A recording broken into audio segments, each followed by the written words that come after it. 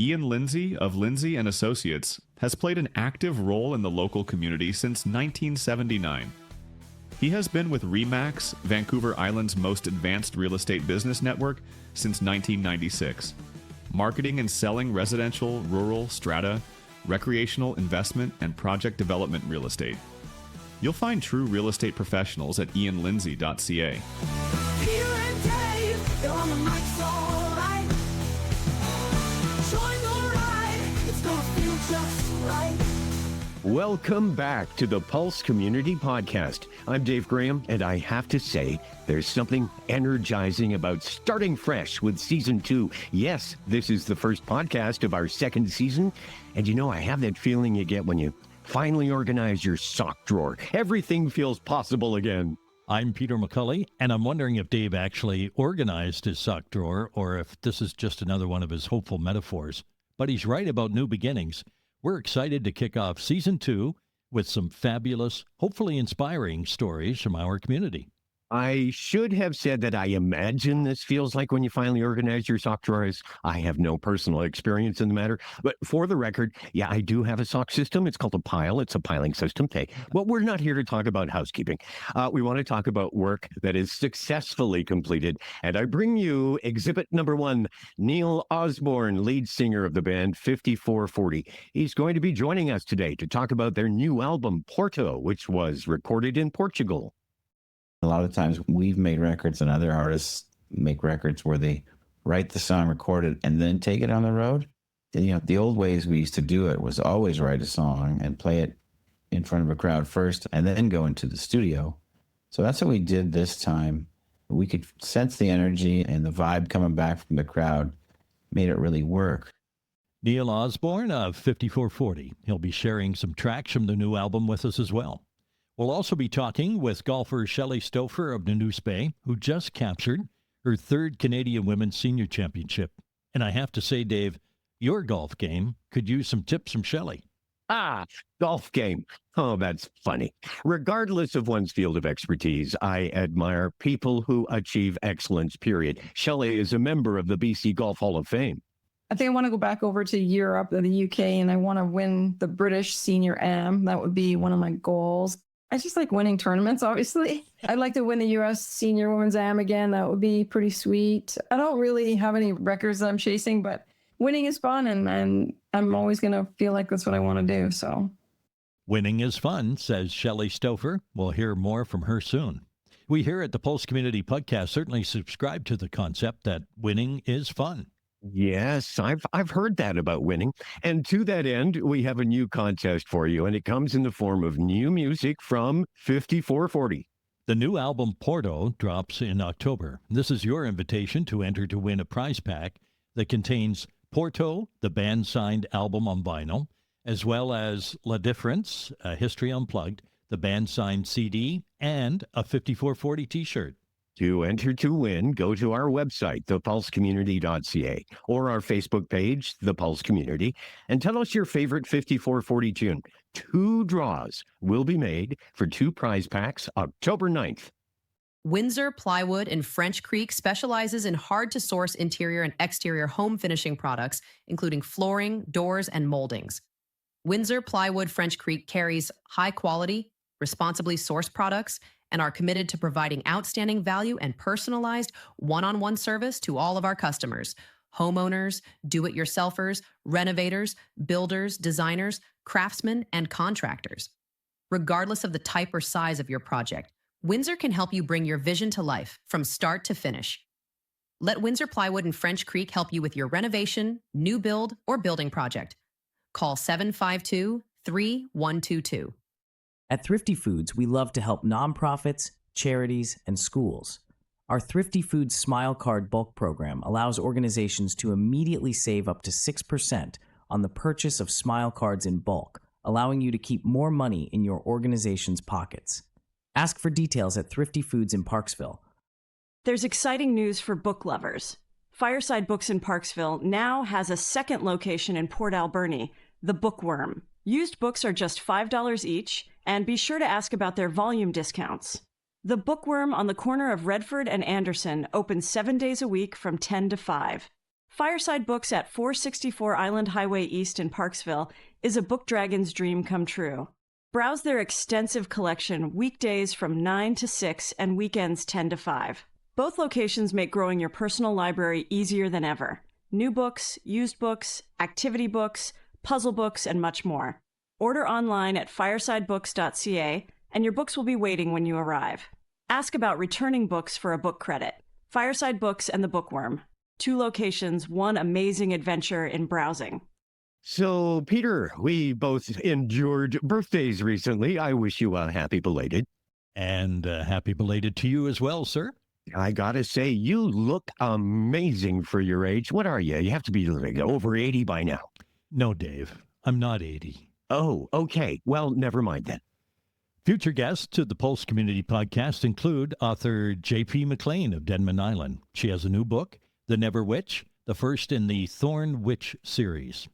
Shannon Sin, author of The Haunting of Vancouver Island, will tell us about the wild people of the woods, otherwise known as the Sasquatch. Peter Kent of Qualicum Beach was Arnold Schwarzenegger's stunt double in 14 movies, and he'll be joining us on a future edition of the Pulse Community Podcast. Peter Kent. Now, there's a fellow whose physical appearance played a major role in the direction his life took for many years.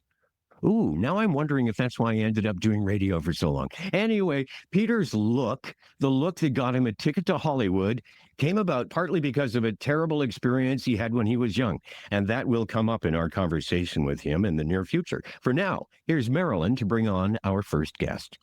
Shelley Stouffer of Nanoose Bay is a member of the BC Golf Hall of Fame. She had a stellar 2022 golf season, winning the U.S. Seniors Women's Amateur Championship. Recently, Shelley captured her 3rd Canadian Women's Senior Championship. Welcome to the podcast today, Shelley. Thank you for having me. It's been a couple of years since we chatted on a podcast, and I took the advice that you gave me last time round, which was ditch the old clubs, buy some new clubs, and I'm happy to report, Shelley, that now I can drive that ball 10 to 15 yards further into the woods than I can with my old clubs. So thank you. Oh, you're welcome. So you have to buy more golf balls, I guess. Oh, I think I've invested in a company, actually.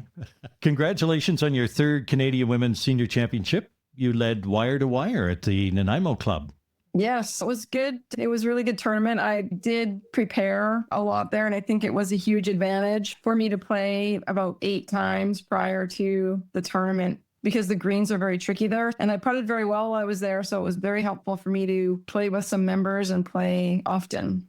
What's it like to have that kind of control and confidence throughout the entire tournament where you lead wire to wire? And you must be looking over your shoulder the whole time, are you? Yeah, there was a person that was chasing, which was Marianne Hayward, and she was playing very well the final day. I think she hit 16 greens. On the last day, I had 2 3-putts, which wasn't great, but that was the only 3 putts of the tournament. And she just wasn't making her putts. It could have been a lot closer. It was a bit nerve-wracking, honestly, on the last day, but I held it out. It was nice to have a 6-shot cushion for sure. So let's talk about the putting, Shelley. It's usually one of the strongest parts of your game, and especially in this particular tournament.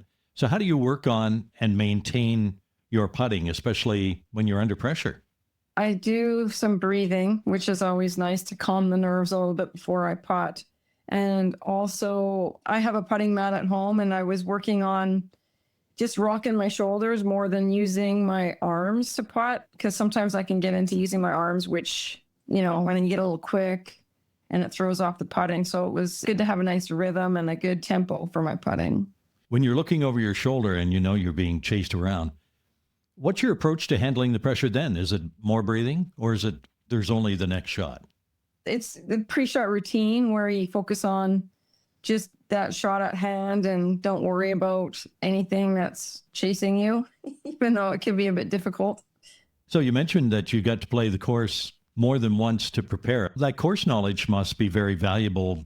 Course knowledge there is very important. It's where you place your shots going into the greens, because the greens are very slopey, and if you're on the wrong side of the hole there, it is a treacherous putt usually, and you can't really go after it. That was the huge advantage, because I remember on the last day, the other 2 that I was playing with, they were to the right of the hole. They were closer to the hole than me, and I was to the left of the hole, but my putt was a straight putt uphill, and theirs were both downhill breakers, and they weren't able to make theirs, and I made my birdie there. So it was definitely helpful for sure.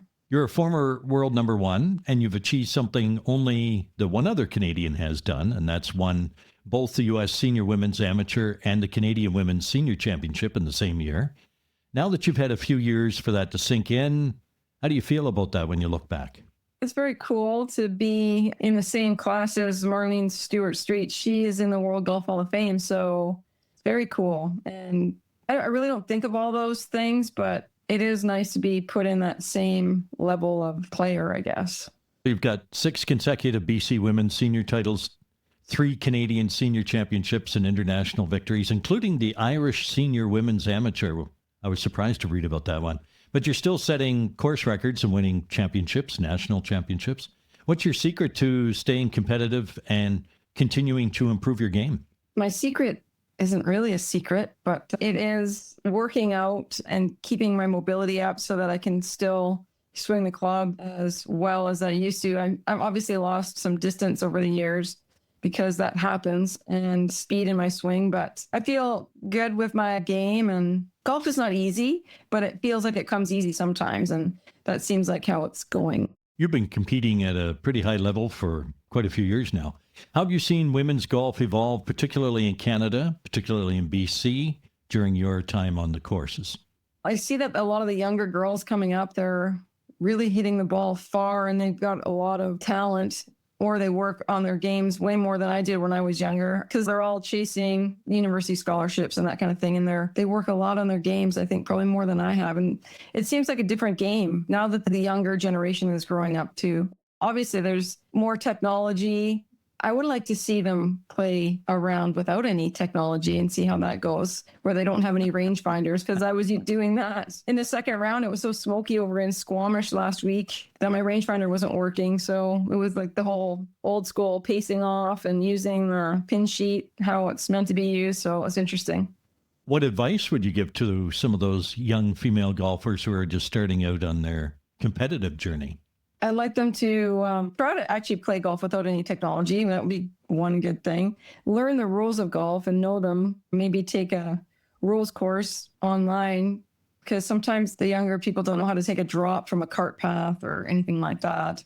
The other thing for young golfers, play quickly. A lot of the younger girls are playing in tournaments often, but even if it's an older person or someone that's just getting into golf, it's good.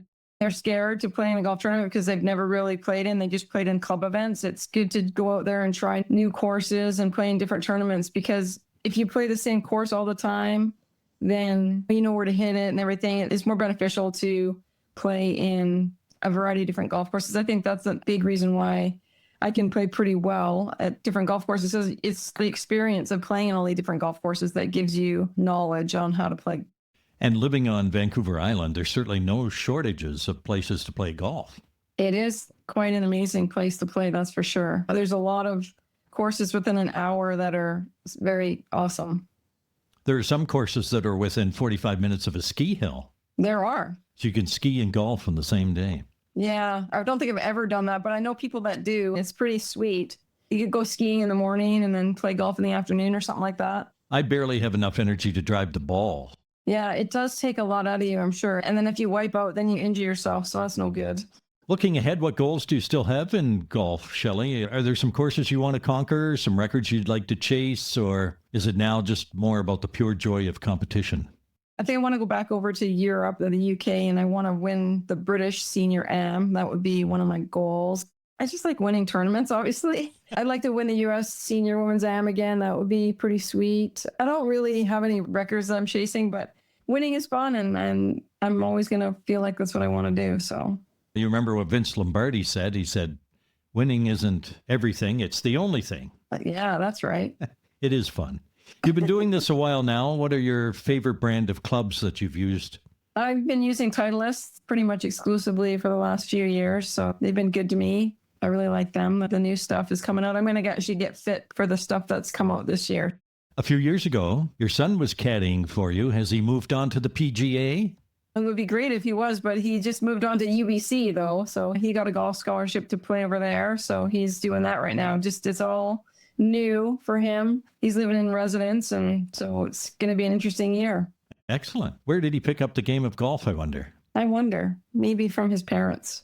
Over the years of playing golf competitively, what's your favorite course on Vancouver Island, in British Columbia, and in Canada? You throw me a curveball there. So I would say my favorite golf course on Vancouver Island would be Story Creek. My favorite golf course in British Columbia is probably Story Creek. And then in Canada, every golf course that I play in a tournament, I have to think that's my favorite at that particular time. And how about the United States?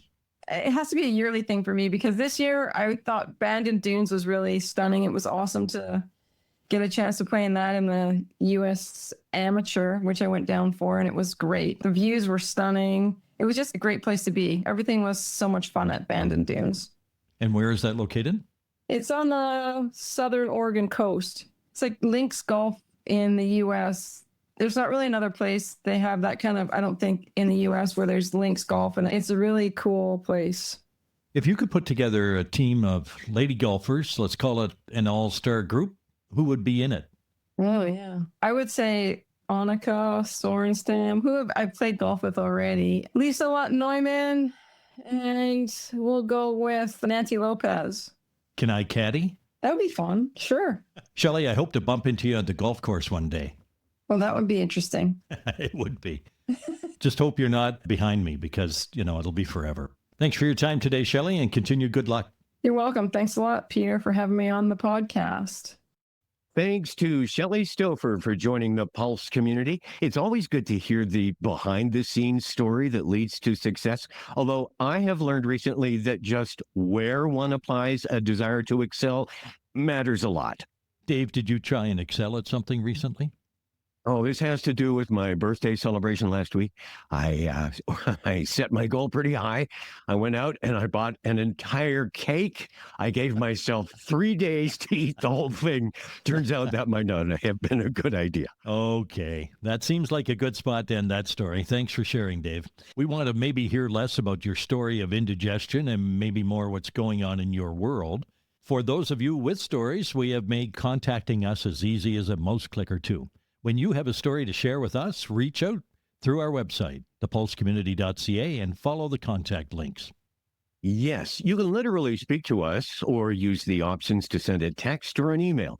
We all have stories to tell, whether it's of a planned event or an interesting life or something else entirely different. Stories are what we are about, so please reach out. Otherwise, we invite you to keep up with The Pulse via Facebook. We're also on Instagram, and you can follow us on Amazon, iHeart, Apple, TikTok, and YouTube. Hi, Peter and Dave. This is a reminder about Parksville's first annual Light the Night, benefiting the Leukemia and Lymphoma Society of Canada on October 11th from 5:30 to 8 p.m. We'll meet at the covered picnic area at the community park and do an under 2-kilometer walk that will be lit up with battery-operated crepe paper lanterns. Participants will also carry these. There are 3 different colors of lanterns. Gold will be carried by individuals walking in memory. Red will be carried by individuals walking in support of those affected by blood cancer. White will be carried by individuals who have been personally diagnosed and are living with blood cancer, survivors, and those in remission. When you light the night, you are fueling research, providing support, and making a different cancer experience possible. The Leukemia and Lymphoma Society of Canada is dedicated to changing the blood cancer experience for Canadians. This past year, we have provided services and support to over 4,000 individuals and assisted 17 healthcare professionals and invested $5 million in research. This is the first of what we're hoping will be many Light the Nights in Parksville. To register, go to lightthe.night.ca and choose Parksville as the city you want to walk at. And we'll see you there on October 11th from 5:30 to 8 at the community park.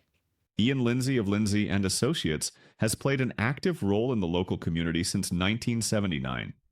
He has been with RE/MAX, Vancouver Island's most advanced real estate business network, since 1996, marketing and selling residential, rural, strata, recreational, investment and project development real estate.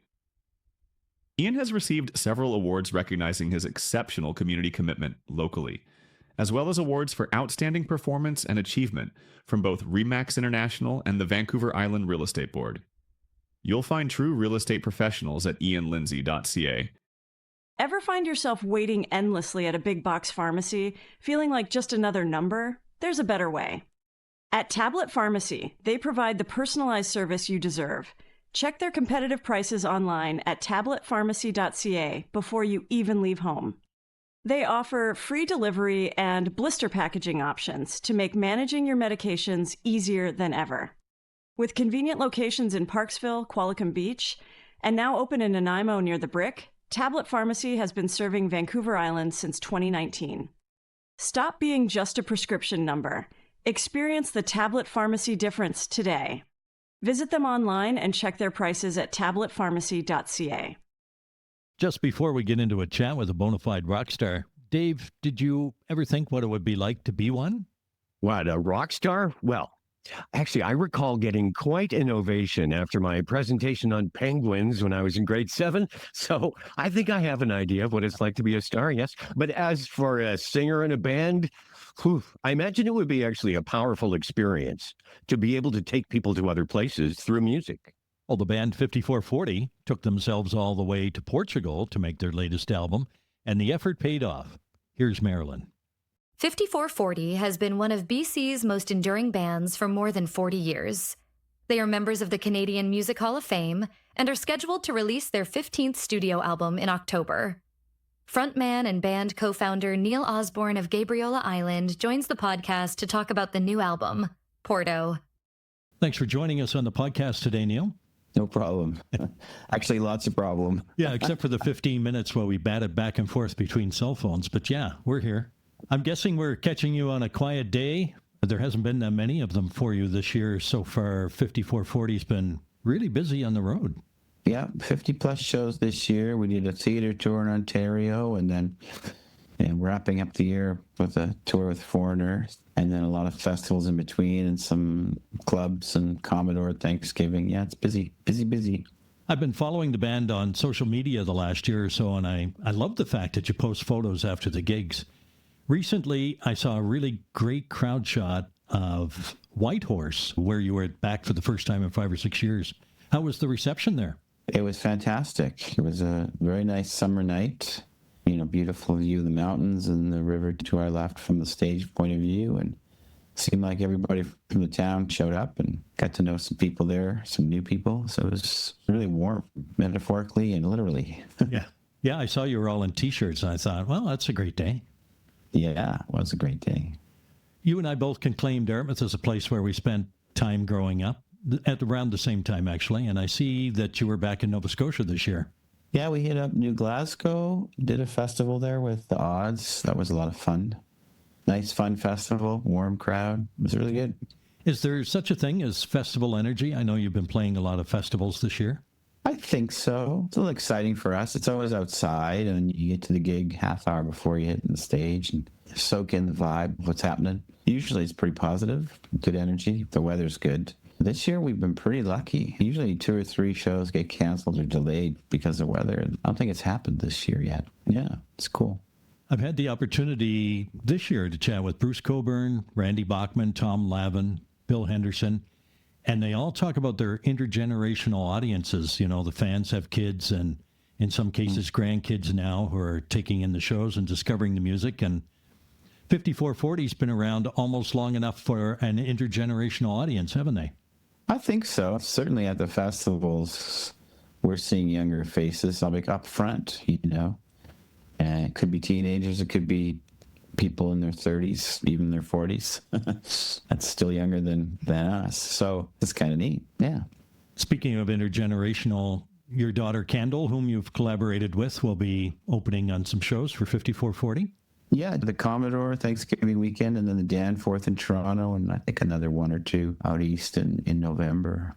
She's got a great new record called Danger to Dream out. She's already working on new songs. And she lives in Montreal now, so it's the only chance I get to see her is to have her play with us. Saves on airfare. Yeah, kind of. I wanted to chat about the new album, which you're dropping in October. From the time that 5440 formed in Tsawwassen in 1980 to now, Which has been the most significant evolution in how you create and perform music, do you think? That's kind of a big question. Every stage is a big one. Obviously, the early ones seem to have more impact on our lives and, or where we're going and career-wise. But every album's different. Every album is a process. Every album is sort of digesting what we see, what we've been through, and how we want to, put out the music, put out the art, as it were. You recorded the new album together live, as they say, off the recording floor. What made you choose that approach? We wanted a high-energy live sound to the record, and we were in discussion. I was talking to Warren Livesey, the producer, quite a bit about it. We were playing Oasis and Jack White's on a guitar, in-the-room sound, and the songs were written that way. We took every song on the road, got at least one look, sometimes two or three, in front of a live audience. That really makes a difference. I mean, a lot of times we've made records and other artists make records where they write the song, record it, and then take it on the road. The old ways we used to do it was always write a song and play it in front of a crowd first and then go into the studio. So that's what we did this time. We could sense the energy and the vibe coming back from the crowd, made it really work. So we were all in a room in Portugal, in Porto, a nice big room, playing all at the same time. And even Dave Gann, who's the lead guitar player, normally would overdub his solos, but Warren was like, no, just press the pedal, and when it comes to the solo, stop playing the rhythm, play the solo. There's a sort of immediacy about it, which I just love. Yeah, quite thrilled with all that. What drew you to Portugal for this album, other than, the great red wine and the beaches?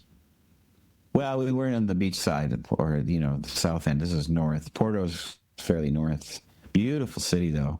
It's like a Disneyland for adults. Yeah, all the old-timey heritage stuff. And that's where port comes from, too, by the way. So all the port distilleries as you come into the town. So I wrote, 20 or 30 studios all over the world. I really wanted to do a destination record, like a band camp where it's a clubhouse vibe. And we all stayed in this beautiful Airbnb, the 7-bedroom, all with a view of the water, gorgeous decks, 20-minute walk from the studio. So we were all hanging out, and it really made for a wonderful experience. And, we all ate dinner together every night, and it was good times. Porto came back as a fairly good quality studio. We wanted a place that had some sort of culture. There's many studios that you can go to that are like in the middle of a field in Belgium. It's like, no, not doing that. Paris is bloody expensive. So I had been to Porto twice because I did the Camino walk, Camino de Santiago, pilgrimage from there. So I knew it fairly well. And when we got written back by the studio there, price was reasonable. It was available. They had a lot of great gear, great board. So we went, yeah, let's do this. And it just turned out to be the best. Well, last time we chatted, Neil, was for the release of the album West Coast Band. And correct me if I'm wrong, but most of that album, if not all of it, was written and recorded kind of on the fly. The same with this one. Like this one, I bought this old Supro amp from the 60s. I have an old Supro guitar, an old Gretsch guitar, and I just started doing all these riffs on it, and that became the structure for a lot of the songs, and did a quick structure, and then sat on it for a bit, and then sort of have it. And same thing with West Coast Band. This one, I had ideas of where I wanted to go, what kind of mood it put me in, and just sang 4 takes of whatever came into my head, and then compiled that first stream of consciousness, right? It's like, oh, I think I'm singing about this. It's very immediate when the right-hand brain kind of gets involved. It's very cool. And then you listen to it back. It's like, okay, it could be this, could be this. And I'll grab that line, grab this line, and maybe go over it one more time. And then there's the words, there's the melody, there's the vibe. And really didn't change it after that. So I never wrote a word down on this record or the last one. I like doing it like that. It's very cool. So then I sent it to the band, sort of, here's what I've written. And then I had them come over to my house, I guess last summer. I have a little studio here, and we had 3.5 days. Okay, everybody, we get 90 minutes a song. Come up with your part. Same thing, just rip it. And it was very immediate once again, which is very cool.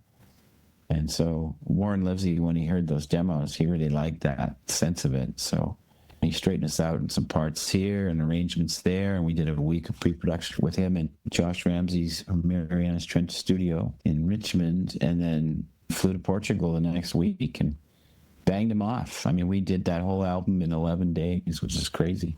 A track a day.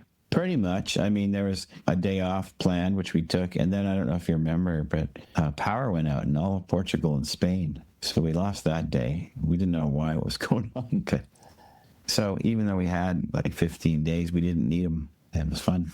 And you've worked with Warren previously on another album.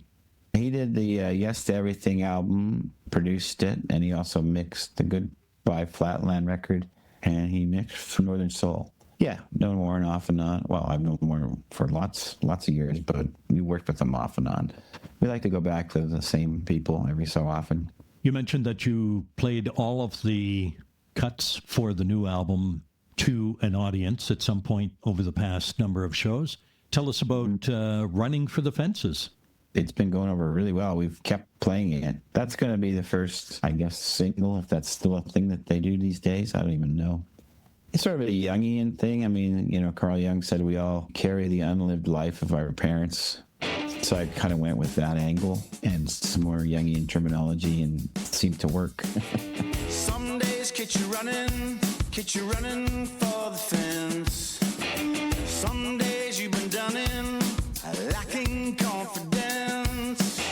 Some days they be gunning for your head.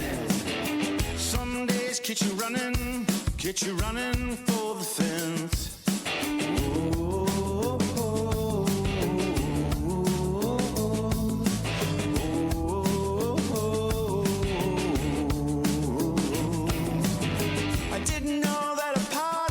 Wants to tell me I'm a little out of harmony. I didn't know that a scene in a dream is the shadow's way of coming out to breathe. I didn't know cause I didn't want to see, thinking, oh my little mind.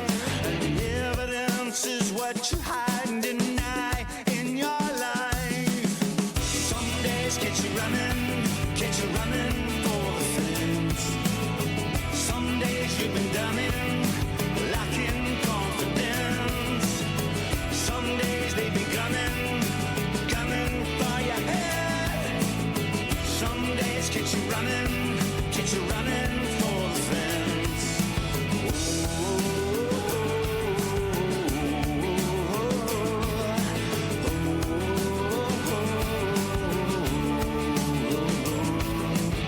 I didn't know that my mama bleeds all around and live life inside of me. I didn't know that my daddy screams when he's stuck in a role he doesn't want to be. I didn't know cause I didn't want to see, thinking, oh my little mind. And the evidence is what you hide, deny in your life. Some days get you running for the fence. Some days you've been done in, lacking confidence. Some days they be gunning for your head. Some days get you running for the fence. Yeah.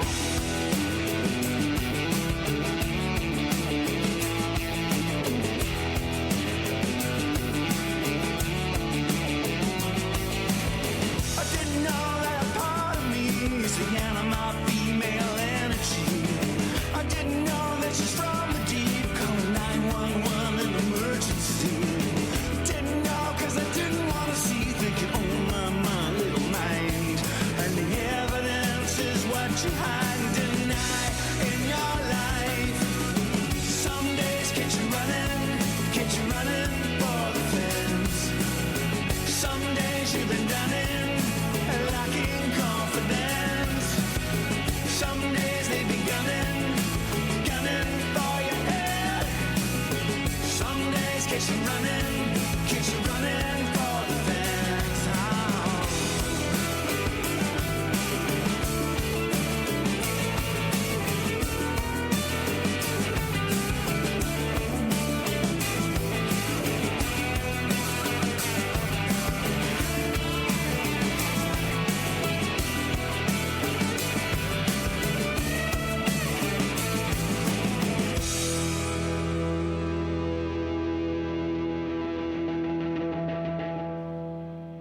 One thing I've always enjoyed about 5440 is that you've complemented your albums with videos. You've experimented with it, kept it fresh, using different formats.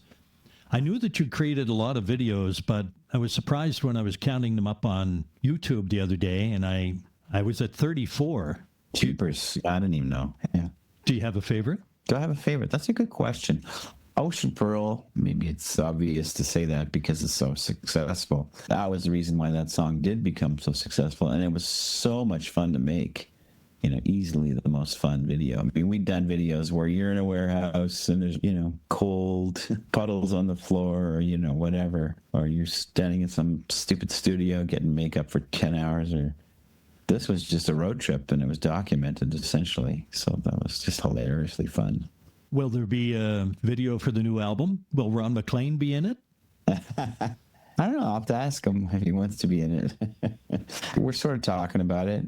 Jeff Mitchell, who did the covers, I think going to pitch some ideas for a video. I guess we have to have something just for YouTube, apparently. But, when we were breaking through, that was our forte in the late 80s and 90s. So you mentioned you've been rolling out some of the tunes from the album Porto live with your audiences this past summer. Mm-hmm. And how is the audience reaction to the brand new material versus the classics? I think it sits in nicely. I mean, it's a rockin' record, for one thing. And like I alluded to earlier, it's very alive sounding. So when we play it live, it translates really well. And we pretty much do 2 songs a night. We're going to be doing 3 at the Commodore, 2 new ones, that is. Yeah, it seems to come back nice. We get a lot of fans who've been to see us many, many, many, many times. And we play, all the hits. And then we'll either do a deep track or a deep track and then something new. So I think they appreciate that. I hope they do. Tell us about Go Get 'Em. Go Get 'Em is, once again, it's sort of a dream thing, that if there's something bugging you or if you're having a nightmare or if you're being haunted, not necessarily a dream, even just psychologically bugged or haunted or scared. The thing to do is obviously just turn around and face that monster and go get 'em. It's also, sort of a sports chant too.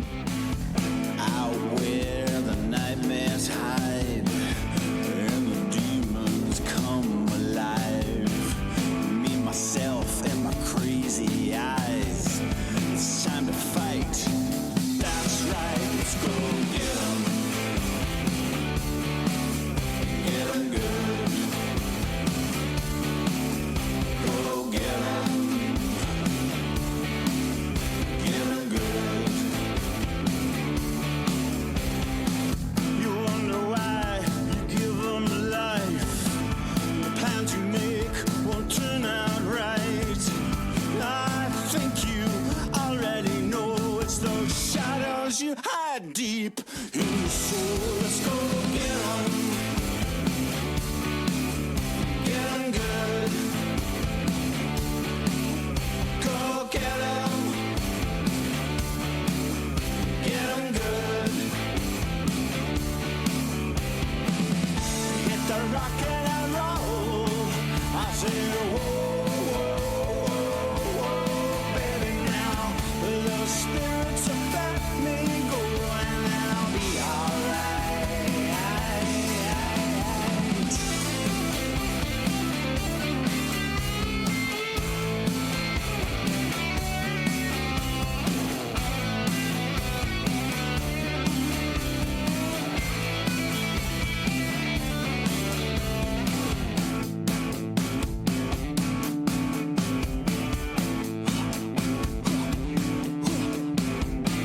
Look over there, look over here.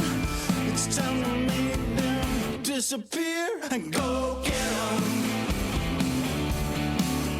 Get 'em good. Go get 'em. Get 'em good. Go get 'em. Get 'em good. Go get 'em. Get 'em good.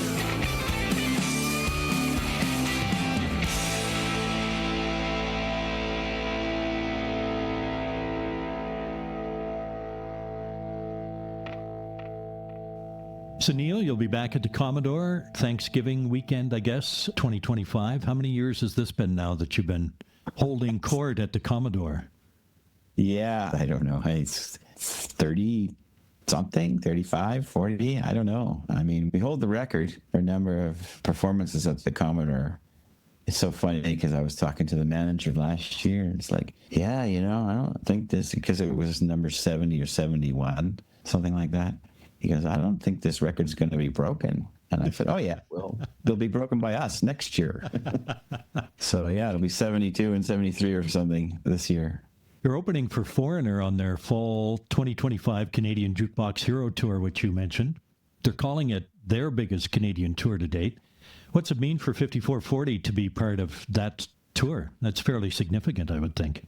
It'll be fun. We're playing some places we haven't played much or very often. So it's like Montreal, which we haven't been to much, Kingston, Moncton, Sydney, Nova Scotia, St. John's, we've been too many times. I don't know, just Sudbury and Sault Ste. Marie. So that'll be fun. But it's going to be in November. So you know what? It'll be as cold as ice. Nice segue. Yeah. That tour is serving as a prelude to Jukebox Hero, the musical. Geordie Brown of Dartmouth originated one of the roles as lead singer in that musical, which is coming out next year. And here's where the 6 degrees of separation come in. Geordie's dad, Steve, was in the Dartmouth High School band Titan. I was in classes with Dave Roberts, the lead singer, probably just maybe 2 years ahead of you.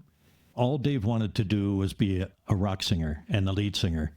And they used to let me help with the gear. I was allowed to take speakers out of the back of the truck and put them in the hall. Wow. How's your back?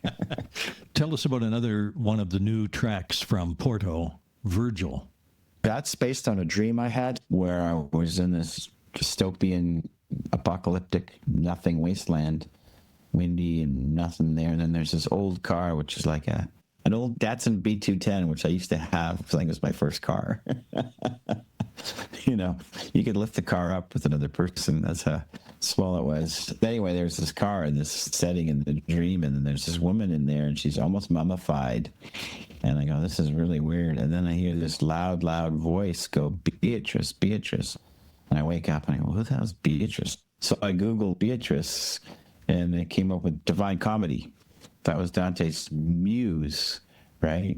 And then I sort of did some research about what that was all about. And essentially, Dante you got to go through purgatory, all these different levels. And Beatrice is his muse. It was the girl he liked since he was 8, and she was 7 or something. His first love and only love, apparently. And anyway, in the fictitious Divine Comedy, she sends this angel Virgil to help him with his journey downward. I thought, oh, there's a song there somehow. So I took it.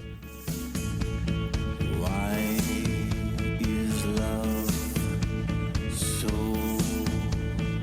hard? Why is our love so scarred?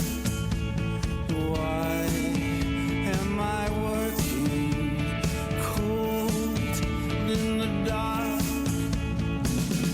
And I just want this shift to end right now, so I can love you again and again and again and again. I've taken drugs, I've pulled in hugs, told the truth and lied too much. I've taken trips and tasted lips, and none of this mattered much. Vows I have taken have me shaken to the core, and I just want this shift to end right now, so I can love you again and again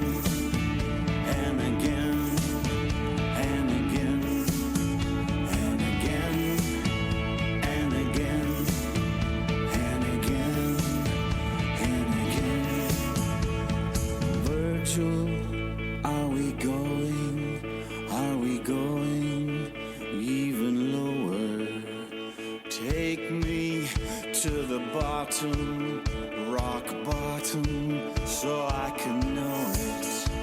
And then I'll surrender to remember who I am. And I just want this shift to end right now,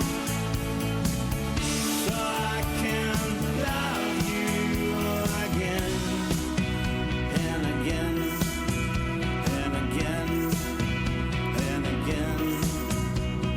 Why is love so hard? Why is our love so scarred? And I just want this shit to end right now,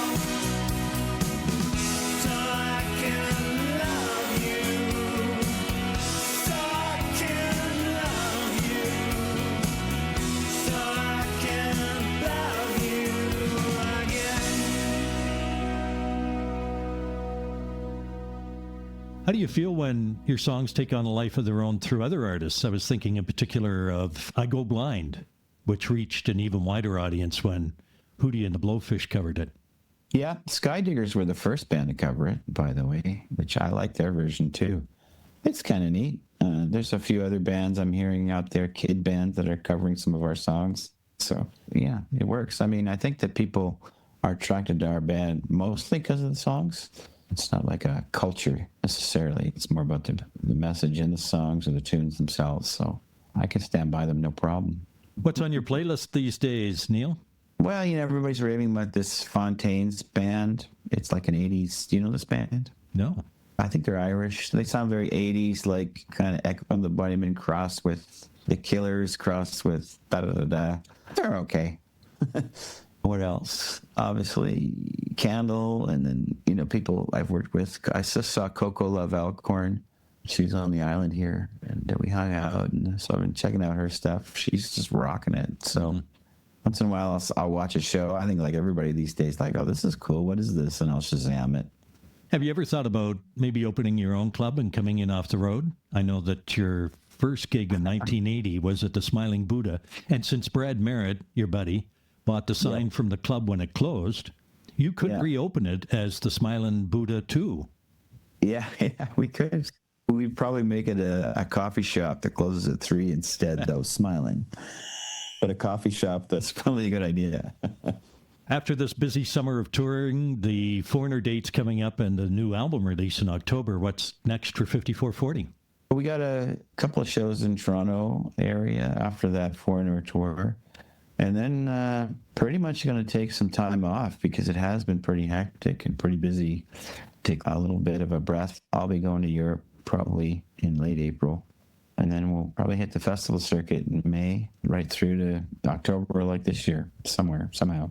Any particular goals or dreams that the band is still chasing? No, but we're always open to surprises, hopefully good ones. Staying in the game, as they say, makes for all kinds of wonderful experiences. And we've certainly had our share. This trip to Porto, we recorded it in about a dozen days, but we were there for almost 3 weeks because we just hung out after that. And it was great. It was just a great time. And I always wanted to do a destination recording. So I think we might continue that. Pick maybe Greece next time. I was chatting with Bill Henderson recently, who, as you know, is wrapping it up for Chilliwack this year. And I think they're in their 55th year or something. Amazing. Bill turned 80 this year. I know, yeah. You've got a long road ahead of you if you're... I know, that's right. It's a total... I don't know if we talked about this last time, but, my wife now is like, you better take care of yourself. You want to still be playing when, like Bill is when he's 80. It's like, yeah, I know. Greece sounds pretty good, Neil. Oh, that was the second option. And there was another one in Costa Rica. We picked Porto because the equipment in the studio was top-notch and the price was reasonable. So it was a great experience. So, yeah, we'll pick something else. But first we got to get this one out there, let people hear it and play it and all that sort of stuff. Well, I'm happy to do my part, and I'm thanking you very much for joining me today on your day off, Neil. Appreciate it. Yeah, totally. Our thanks to Neil Osborne for being part of the Pulse community. 5440 have lasted in an industry not known for longevity, and they've done so by finding that rare territory that encompasses exploring new ways of expression while remaining faithful to a core sound. It's a characteristic common to many of the relatively few groups that have lasted long enough to be able to measure their lifespan in decades. And here we are, kicking off Season 2 of the Pulse podcast. We're looking forward to what the coming season will bring. For sure, there'll be lots of new stories for the kids as we keep adding to our Skookum Kid Stories. Oh, yes, we have quite a library going here with stories that feature local and familiar places and events. Tune into The Mellow Submarine and Gracie the Eskimo Dog through our main site, thepulsecommunity.ca. Also, skookumkids.com, Apple, Amazon, Spotify, iHeart, and YouTube. Whether you're 8 or 80, there's something special about stories that help us see our own community through fresh eyes. And that's really what Season 2 of the Pulse Community Podcast is all about, fresh perspectives on the place that we call home. So, Peter, when you say you're not 80 years old, do you mean that you're not quite 80? Dave, you know that I'm not that old. I know you're older than me. Hey, what do you think about getting something soft to eat in the cafeteria, huh? Maybe a nice bowl of custard? I can't hear you. Speak up, Sonny. How about some tapioca? Do you like tapioca? Whatever happened to respecting one's elders? Come to think of it, I wouldn't mind some tapioca. Here come Peter, here comes Dave. Oh, listen. Bringing stories, making waves. No missing. Spinning tales in the podcast cave. So laughs and insights everywhere.